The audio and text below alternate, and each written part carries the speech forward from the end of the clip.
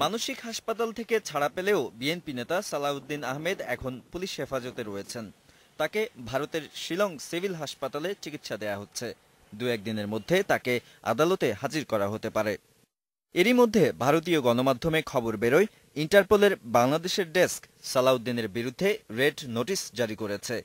তবে আইজিপি জানিয়েছেন, red notice নয়, তাকে পুলিশ হেফাজতে রাখতে ভারতীয় পুলিশকে অনুরোধ করেছে ইন্টারপোলের ঢাকা ডেস্ক।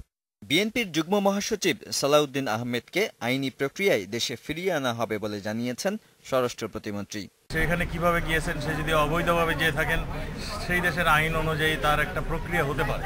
আমি জানি না ওই দেশে কিভাবে সেটা নিবে। আইনের প্রক্রিয়ার মাধ্যমে তাকে যথাসময়ে যথাযোগ্যভাবে আনা। শিলং পুলিশ জানিয়েছে, ভারতে প্রবেশের বৈধ কাগজপত্র না থাকায় সালাউদ্দিনের বিরুদ্ধে একটি মামলা হলেও এর কার্যক্রম শুরু হয়নি। ইন্টারপোলের বাংলাদেশ শাখা থেকে সালাউদ্দিনকে গ্রেপ্তার রাখার অনুরোধ পেয়েছি। বিষয়টি সিআইডিকে জানানো হয়েছে। আর আমি যতদূর জানি, সালাউদ্দিনের স্ত্রী এখানে আসছেন। নিখোঁজ হওয়ার ৬৩ দিন পর ১১ মে ভারতের মেঘালয় রাজ্যের শিলংয়ে খোঁজ মেলে বিএনপির সাবেক প্রতিমন্ত্রী সালাউদ্দিন আহমেদের। Nadim Mahmud, Independent News, Dhaka.